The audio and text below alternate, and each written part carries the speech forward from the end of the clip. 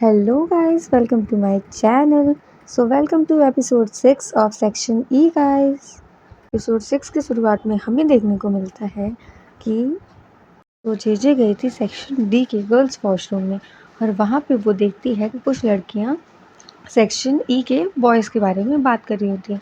तो जेजे जो रहती है ना वो सेक्शन ई के बॉयज़ के बारे में कुछ ऐसे बोर्ड मतलब नहीं होता है वहाँ पे मिरर वगैरह वहाँ पे दीवार के बगल में लिख देती है और उसके बाद अपना फ़ोन साइड में रखकर छुप जाती है और सभी का रिएक्शन वगैरह देखने के लिए और कौन क्या कर रहा है वो रिकॉर्ड करती है और फिर बाद में उसे देखती है और वो देखते-देखते वो पहुँच जाती है सेक्शन ई और वहाँ पे वो यही वीडियो दिखाती है जाकर सीएन और डेविड को।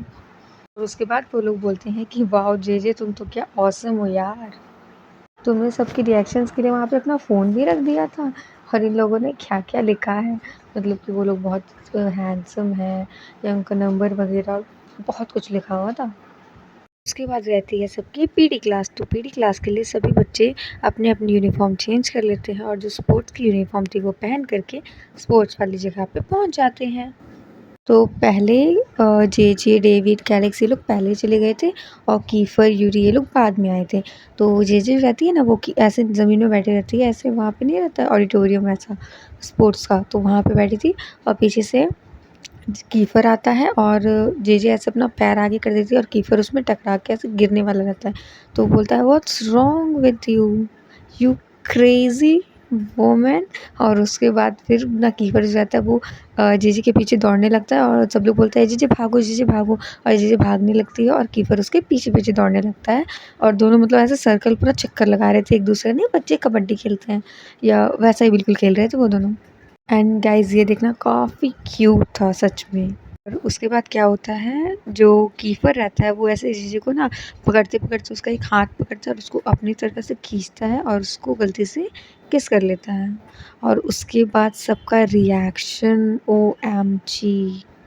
उसके बाद जो ना मतलब ये देखकर ना वहाँ पे एरिस और उसके फ्रेंड्स भी थे तो एरिस जल्दी से आ जाता है और एक हाथ जीजे का एक हाथ कीफर पकड़ा था और एक हाथ एरिस पकड़ा था और वो जीजे को बोलता है जीजे क्या प्रॉब्लम है बताओ तुम मेरे पास आओ। और वो इधर से इसको टान रहा था वो उधर से उसको टान रहा था मतलब दोनों ही मिलकर जेजे बीच में थी और कीफर और एरिस उसको बीच से मतलब एक एक हैंड लेकर के इधर इधर कर रहे थे कि तुम मेरी तरफ आओ मेरी तरफ आओ। तो कीफर बोलता है ये सेक्शन ई से बिलोंग करती है तो ये मेरी है तो ये हमारे साथ रहेगी और एरिस बोलता है ये मेरी कज़न है, मैं जैसा कहूँगा बिल्कुल वैसा ही होने वाला है।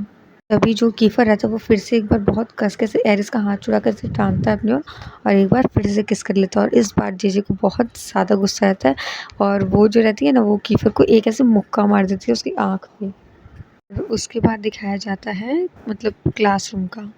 सब लोग मिलकर जीजी को ना चिढ़ा रहे होते हैं वो एमची किस और उसके बाद फिर छुट्टी हो जाती है तो जीजी अपने घर आ जाती है और रात में जब जीजी ऐसे अपने बेड पे बैठकर ऐसे सोच रही होती है तो उसके दिमाग में बस बार बार बस कीफर का ही ख्याल आ रहा था लाइक कि मतलब ये कैसे हो गया क्यों हुआ कि उसके इंटेंशंस क्या हैं।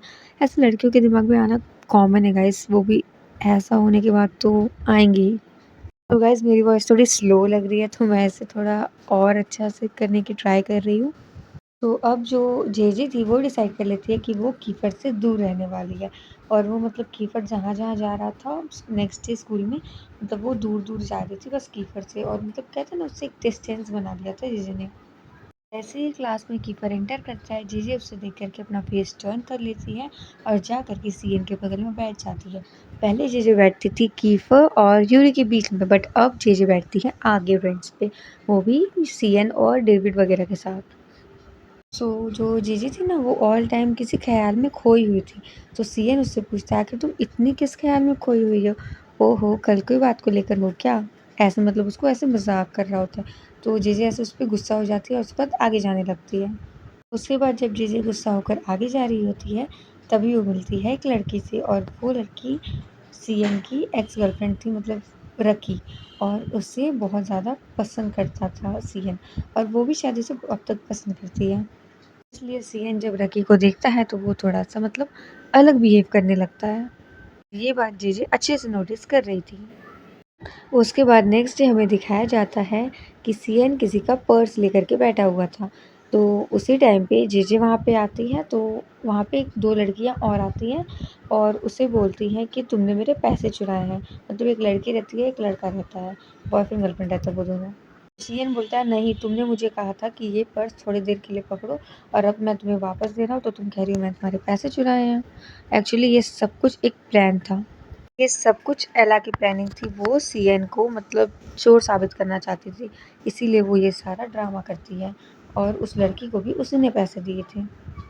तभी वहाँ पे उन लोगों की लड़ाई होने लगती है और तभी जेजे आ जाती है सीएन को प्रोटेक्ट करने के लिए और पूछती है आखिर बात क्या है। और सीएन को बोलती है क्या तुमने सच में इसके पैसे लिए? तो वो बोलता है कि नहीं, मैंने नहीं लिए। और वो ये भी कहता है कि मेरी बात पे कोई भी भरोसा नहीं करेगा, चाहे मैं कुछ भी बोल दूँ। तब जेजे बोलती है ऐसा बिल्कुल नहीं है, मैं तुम्हारे साइड मतलब साथ हूँ और तुम पे पूरा भरोसा करती हूँ। अगर तुम कह रहे हो कि तुमने पैसे नहीं लिए, तो इसका मतलब है कि तुमने पैसे नहीं लिए, बस बात खत्म। गाइस, आपको क्या लगता है, क्या सीएन को साबित कर पाएगी निर्दोष जेजे? और ये जानने के लिए आपको देखना होगा एपिसोड 7। तब तक के लिए बाय बाय, टाटा। And guys, don't forget to subscribe my channel. Bye bye.